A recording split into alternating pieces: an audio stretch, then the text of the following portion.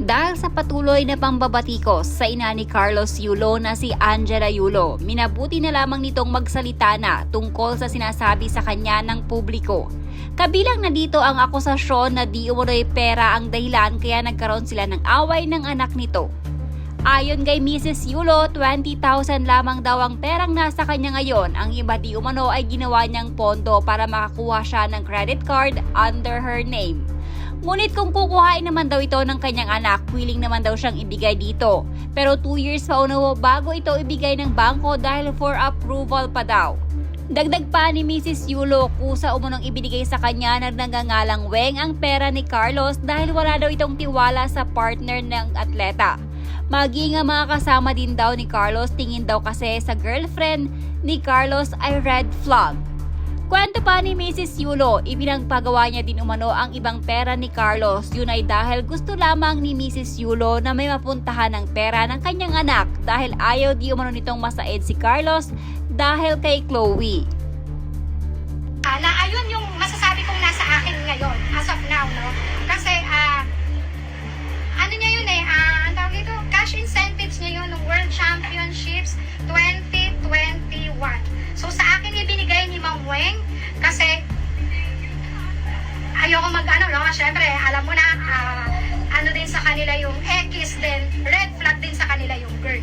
So yun yung so sa akin ibinigay. So ang ginawa ko, syempre nararamdaman ko na bilang ina na parang ang sabi ko is baka maubos yung anak ko in the future.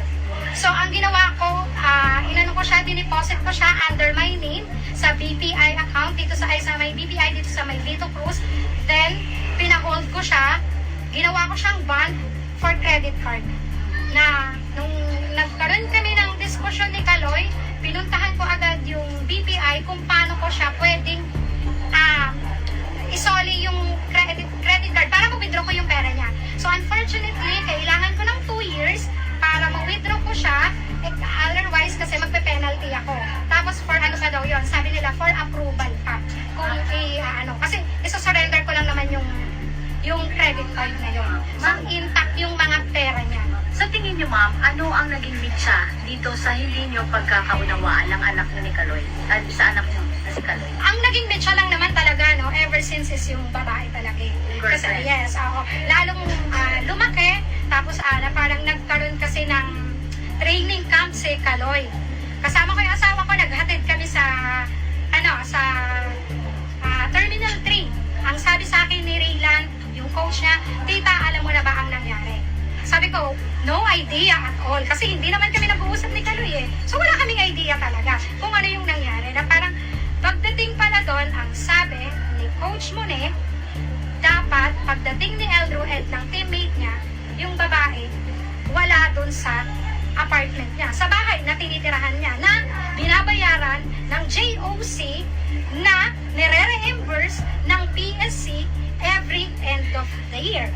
So dapat bahay lang siya ng mga atleta, parang dorm.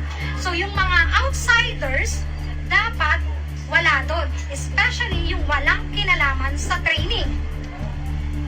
Oo, tinanggap niya, pinakita ni Kaloy, tinanggap niya, nandun yung mga maleta ng dalawang bata. Pero sa tingin mo, yung anak ko is 15 years old. Sa tingin nyo ba, patutulugin ko yung anak ko, isa lang siya, para lang siyang studio type. So maliit lang siya, mas maliit na nga siya.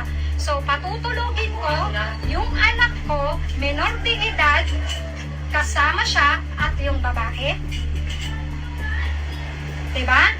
Pangalawa, si Miguel, hindi rin papayagan ng parent niya. Na sinabi sa akin na, Angelica, mag-meeting tayo, hindi ko papayagan si Miguel na matulog din doon.